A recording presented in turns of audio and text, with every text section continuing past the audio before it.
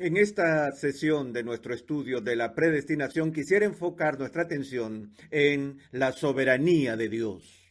Una de las razones por las que creo que es importante empezar con esto en nuestro estudio de esta doctrina es porque es un área en la que casi todos los cristianos están de acuerdo. Concordamos en que Dios es soberano.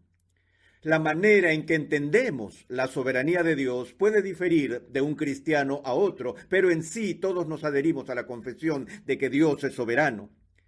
El tercer capítulo de la Confesión de Westminster empieza con estas palabras: Dios, desde toda la eternidad, por el sapientísimo y santísimo consejo de su propia voluntad, ordenó libremente e inmutablemente, es decir, sin ninguna posibilidad de cambio.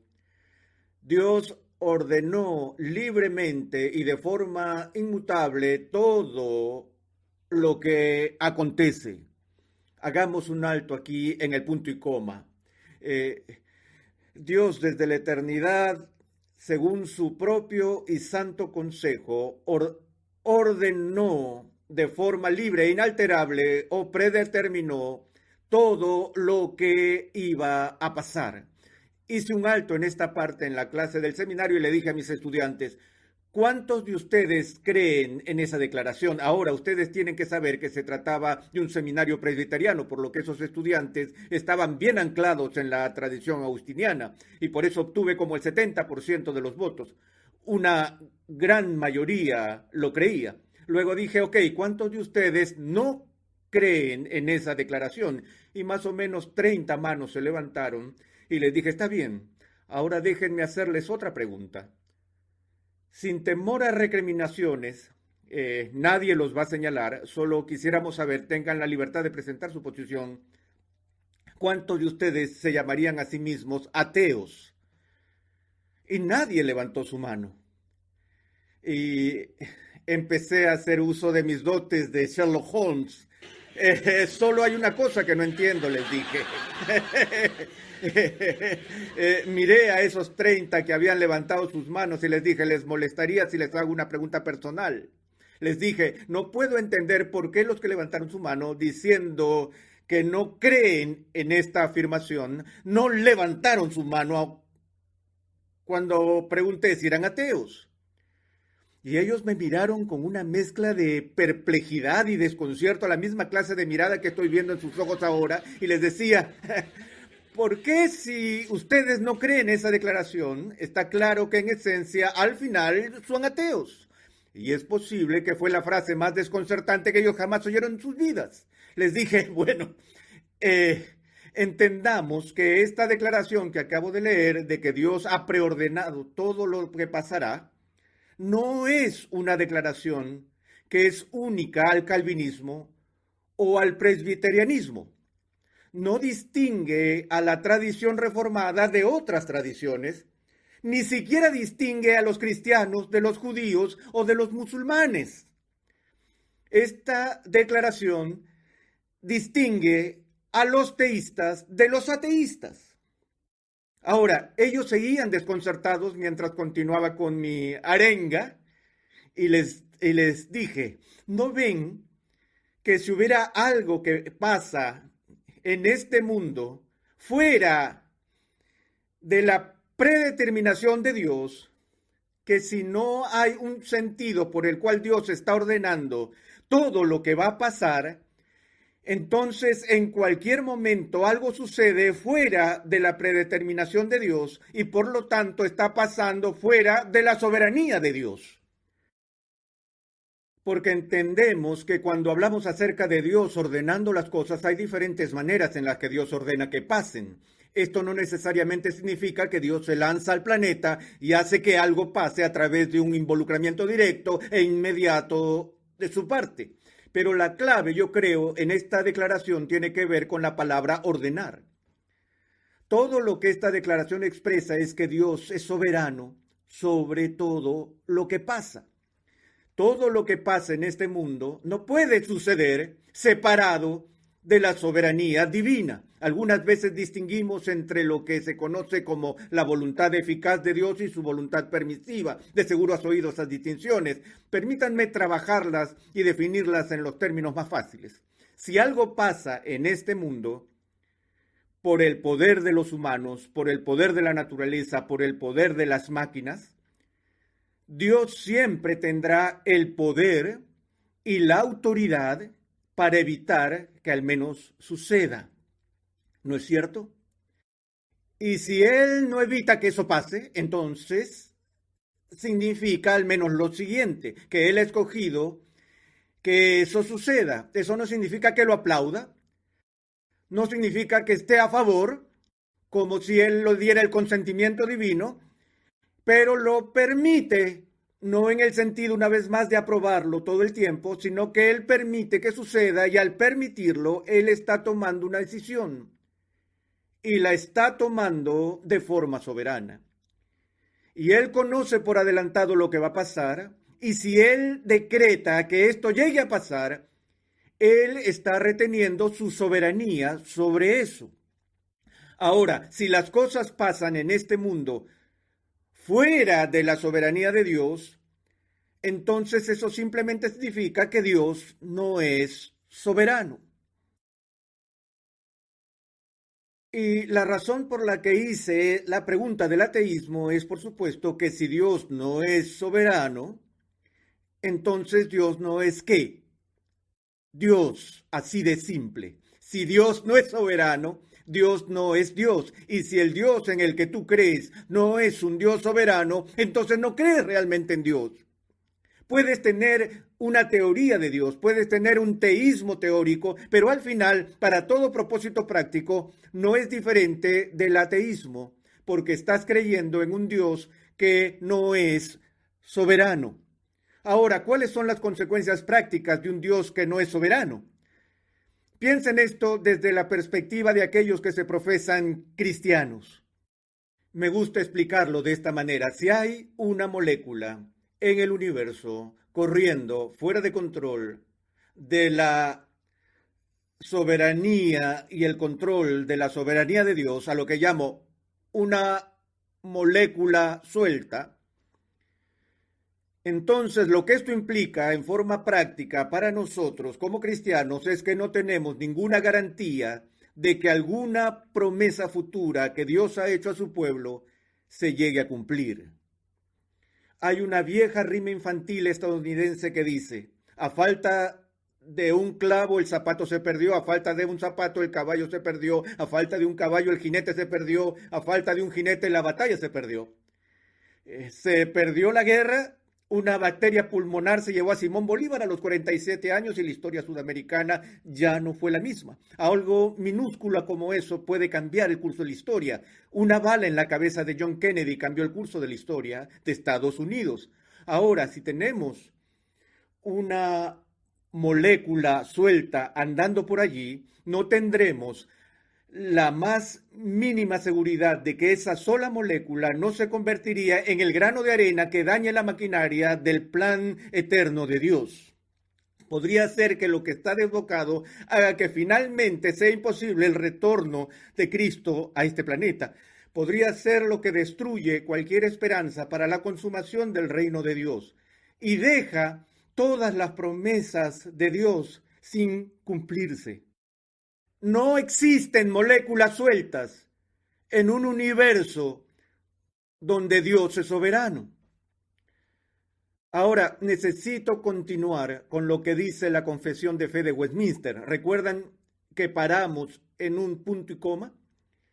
Después de ese punto y coma, la Confesión rápidamente añade que aunque Dios ordena todo lo que va a pasar, sin embargo, lo hace de tal manera que Él no es el autor del pecado, ni violenta la voluntad de las criaturas, ni quita la libertad o contingencia de causas secundarias, sino que más bien las establece. Entonces, no estamos hablando de un determinismo rígido que elimina criaturas libres, sino que estamos afirmando a un Dios soberano, que es soberano aún sobre criaturas libres. Ese es el punto que hace la confesión. Ahora, esto nos lleva al espinoso problema que surgió al menos brevemente en uno de nuestros momentos de discusión. Si Dios es totalmente soberano y si la gente está caída y algunos perecen, ¿cómo puede Dios, que es soberano, permitir el mal en el mundo? ¿Cómo puede Dios permitir que la gente perezca? Si Dios sabe de antemano, por ejemplo, que tal persona va a nacer y va a vivir su vida y que perecerá eternamente en el infierno, ¿cómo puede un Dios bueno permitir que eso suceda? Para presentarles el problema de una forma más gráfica, consideremos por un momento la relación de un Dios soberano con un mundo que está caído, porque hay dos cosas con que todo cristiano concuerda. Uno, que Dios es soberano, y dos, que el mundo está caído. ¿No coincidimos todos en eso? De hecho, no hay discusión en ese punto entre calvinistas y arminianos o agustinianos y semipelagianos. Todos afirmamos que Dios es soberano y todos afirmamos que el hombre está caído. Es el tema de la relación entre el Dios soberano y un mundo caído el que ahora capta nuestra preocupación y nuestra atención. En esencia, hay 4 maneras en las que Dios puede relacionarse como Dios soberano con un mundo caído. Número 1, Dios pudiera decidir no darle a ninguno caído la oportunidad de salvación. Su amor es un amor justo y santo, y un Dios justo y santo no tiene que amar a una creación rebelde al punto de extenderle misericordia. Él podría amar al hombre caído y castigar al hombre caído, a quien él ama, como una expresión de su justicia. Veremos eso después. Enfoquémonos por ahora en las 4 cosas que Dios puede hacer. Él puede decidir eso. No daré oportunidad a persona alguna para que sea salva. Ahora, antes de seguir, déjenme preguntar lo siguiente. Si Dios decidiera no salvar a nadie, ¿habría algo de malo con eso? Si Dios decidiera castigar a la raza humana entera debido al rechazo a Dios y la rebelión a Dios por parte de la raza humana, la única objeción que pudiéramos señalar es que Dios es justo. Y eso no llega a ser una objeción.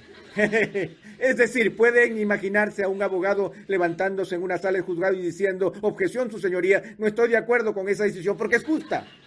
¿Qué tan lejos podría llegar eso? Es decir, Dios estaría perfectamente justificado para ejercer justicia contra una creación injusta. Pero saben que acechando detrás de esto está de alguna manera la suposición de que Dios, si en efecto va a ser un Dios bueno, tiene que ser misericordioso. Y como siempre he dicho a mis estudiantes, ese es uno de los grandes peligros del pensamiento cristiano. Tan pronto tu mente te dice que Dios tiene que ser misericordioso o que Dios tiene que ser amable, tan pronto pienses por un segundo que Dios está obligado a ser misericordioso, una alarma debería sonar en tu cabeza y alertarte de que ya no estás pensando más en misericordia. Porque por definición, la gran diferencia entre misericordia y justicia es que la misericordia nunca es obligatoria. La misericordia, por definición, es algo que Dios no tiene que hacer, es algo que Dios hace de forma voluntaria, libre. Pero tan pronto como pienses que Él nos debe misericordia, tú ya dejas de pensar en misericordia. La justicia se puede deber, pero la misericordia nunca es obligatoria. ¿Entendemos eso? Tenemos que entender ese principio. Bueno, esa es una opción. Dios podría haber dicho: nadie en este planeta, ya que todos pecaron y están destituidos de la gloria de Dios y Él percibe desde la eternidad, Él nos ve, Él ve nuestra caída. Él dice que pudiera decidir no dar ninguna oportunidad para salvación, ¿cierto? Lo segundo es que Él podría brindar una oportunidad para que todos sean salvos. En realidad hay 6 cosas que podríamos hacer aquí y estoy tratando de acortar por efectos de tiempo y voy a poner entre paréntesis aquí, o Él podría crear una oportunidad para que algunas personas sean salvadas. Pero a fin de cuentas, Dios podría darle al mundo una oportunidad de salvación y establecerlo de tal manera que todos o algunas personas al menos tuvieran la oportunidad de ser salvos, pero no hay garantía de que alguien podría salvarse. ¿Estamos? A eso nos referimos con oportunidad. Dios es un redentor de igualdad de oportunidades en este esquema. La tercera opción es que Dios, haciendo ejercicio de su poder y soberanía, pudiera inmiscuirse en la situación humana, no solo brindando una oportunidad de salvación, sino obrando en los corazones de la gente caída para asegurar la salvación de algunos. O pongámoslo de esta manera, asegurar la salvación de todos. Es decir, Dios puede intervenir a favor de todos, asegurando su salvación. Es decir, en su soberanía, Él podría guiar a los pasos de una persona y así influenciar internamente sus corazones para llevarlos en efecto a la fe. Ahora, de nuevo, ¿tiene Dios el poder de hacer eso? Sí. Ahora, Él podría hacer eso por algunos o podría hacer eso por todos. Estas son distintas opciones que Dios tenía o tiene. A lo que queremos llegar en esta serie es qué es lo que en realidad ha hecho. Ahora, ¿revela la Biblia que Dios no ha provisto oportunidad para que alguien sea salvo? Como cristianos esa la podemos eliminar de inmediato, no hay discusión allí. Todos concordamos que este no es un punto de vista bíblico, que Dios no haya hecho provisión alguna para salvación. Ahora, ¿qué hay de la idea de que Dios intervenga en la vida de todos y asegure la salvación de todos? ¿Cómo llamamos a este enfoque? Universalismo. Y hay cristianos que creen en el universalismo. Pero históricamente el debate entre el semipelagianismo y el agustinianismo no es un debate alrededor del universalismo. En esos 2 puntos de vista ambos concuerdan en que solo algunas personas finalmente son salvadas. Ellos son particularistas en lugar de universalistas. Pareciera que la Biblia enseña, creo claramente, que hay quienes están perdidos, finalmente perdidos, y que en el día del juicio final se perderán, como nuestro Señor señala, algunos serán enviados a la oscuridad exterior para siempre, llorando y crujiendo los dientes. Entonces creemos que hay algunas personas que nunca serán redimidas. Entonces, esto debe ser eliminado. Ahora, lo que nos queda son estas alternativas. O Dios da la oportunidad a todos o solo a algunos, o Dios hace más que simplemente poner a disposición una oportunidad. Él realmente interviene y se asegura que algunas personas sean salvas. Eso debería ser algo en que Dios asegura que algunos sean salvos. Esta es la posición del agustinianismo, que Dios garantiza la salvación de los elegidos o de aquellos que están predestinados a ser salvos. Las opiniones no agustinianas caen bajo esta categoría, una u otra, sea que Dios haga posible para todos o para algunos el ser salvos. Todos tienen la oportunidad o algunos tienen la oportunidad. Ahora, antes de debatir sobre cuál es realmente el caso, permítanme hacer una pregunta. ¿Podría Dios garantizar la salvación de todos si así Él lo decide? ¿Él tiene el poder soberano para hacerlo? Ahora, ten presente que una de las objeciones más frecuentes a la postura agustiniana de la predestinación es que Dios interviene en la vida de ciertas personas y garantiza su salvación, pero no lo hace por todos. Y la objeción para la postura no agustiniana es: ¡hey Dios! Eso no es justo. Si lo vas a hacer por algunos, entonces tú lo tienes que hacer ¿por quién? Por todos. Pero te das cuenta que la persona tiene el mismo problema.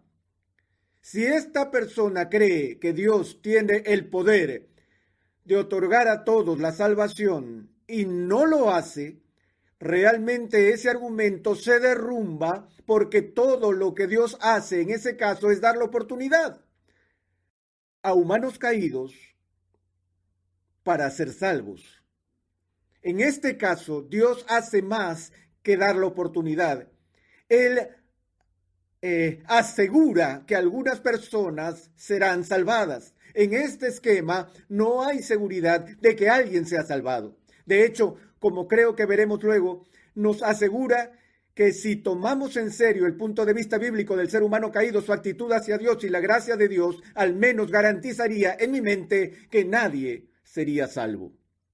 En otras palabras, a lo que me refiero es que una de las principales objeciones a la posición reformada o agustiniana es que no es lo suficientemente benévola, cuando de hecho es más que benévola, porque Dios no solo dice: está bien, aquí está la cruz, elígela si quieres, y deja a las personas a su decisión, pero Dios aplica la obra de Cristo. El Espíritu Santo obra en personas que están muertas en delitos y pecados para llevarlos a la fe y para asegurar que la muerte de Cristo nunca sea en vano, que Cristo verá la angustia de su corazón y quedará satisfecho. Las Escrituras hablan de Dios entregando personas, Dios el Padre entregando personas a Dios el Hijo. Entonces, lo que vemos aquí es que el único esquema en el que al menos nos favorece teóricamente la oportunidad se da a todos. Cualquiera que crea en el Evangelio puede ser salvo. Sin embargo, hay millones, millones y millones de personas que nunca escuchan el Evangelio, que de hecho no tienen la oportunidad. La única oportunidad real, de lo único que realmente podemos hablar aquí, es que algunos tienen la oportunidad. Algunos que no están predestinados tienen la oportunidad de ser salvos. Es decir, este argumento sería que todos los que escuchan el Evangelio al menos tienen la oportunidad de ser salvos, pero Dios no ha garantizado que todos en el mundo escucharán el Evangelio. ¿Podría Dios asegurarse de que todo el mundo escuche el Evangelio? ¿Podría anunciarlo en las nubes si así lo quisiera? Sí, pero Él no lo hace. Y entonces nos quedamos con el problema de que Dios no hace todo lo que Dios posiblemente podría hacer dentro de los límites de su propia rectitud. Él no hace todo lo posible para asegurar la salvación del mundo. Ahora, ¿por qué no? No lo sé. No tengo idea por qué no. Sé que Él no lo hace. Eso sí está claro. Y sé que no hay sombra de variación alguna en Él. Sé que Dios no tiene la menor obligación de salvar a nadie. Y sé que Dios salva a algunos. Pero Dios es Dios. Y Dios le recuerda a su pueblo un principio crucial de la soberanía divina. Lo veremos de cerca más adelante en esta serie, donde Dios le recuerda a Moisés y luego a la iglesia a través de Pablo de su prerrogativa divina. Tendré misericordia del que yo tenga misericordia. Dios nunca debe misericordia. Rápidamente, si Dios solo salva a algunas personas, tenemos que entender que hay dos grupos de personas en el mundo: los salvos y los no salvos, pero todos son parte de un grupo de pecadores. Todos han caído, todos están en rebelión contra Dios. Lo que Dios hace, según la posición agustiniana, es que soberanamente elige, escoge y redime a algunos y al resto los pasa por alto. Entonces, lo que tienes en este esquema es que de un grupo tiene misericordia. ¿Qué obtiene este grupo? Justicia. ¿Quién obtiene injusticia? Nadie obtiene injusticia. Ahora, misericordia no es justicia, misericordia es no justicia. Injusticia es no justicia. Pero injusticia y misericordia no son lo mismo. Ambos están fuera de la categoría de justicia. Aquí está la justicia y aquí tenemos la no justicia. Y la no justicia es de dos formas: misericordia e injusticia. Una forma de no justicia es la misericordia. ¿Hay algo pecaminoso, perverso en la misericordia? No, la misericordia es totalmente buena. ¿Hay algo pecaminoso, perverso en la injusticia? Sí, la injusticia es una violación de la justicia. La injusticia es pecado, la injusticia es malvada. Ahora, si Dios le mostró misericordia a este grupo, injusticia a este grupo, entonces Dios vería comprometida su integridad. Pero Dios le da justicia a un grupo, misericordia a otro grupo. Nadie ha sido víctima de injusticia en manos de Dios. Bueno, tengo que parar en este punto y decirles que en nuestra próxima sesión consideraremos dónde entra en juego el libre albedrío del ser humano en todo esto.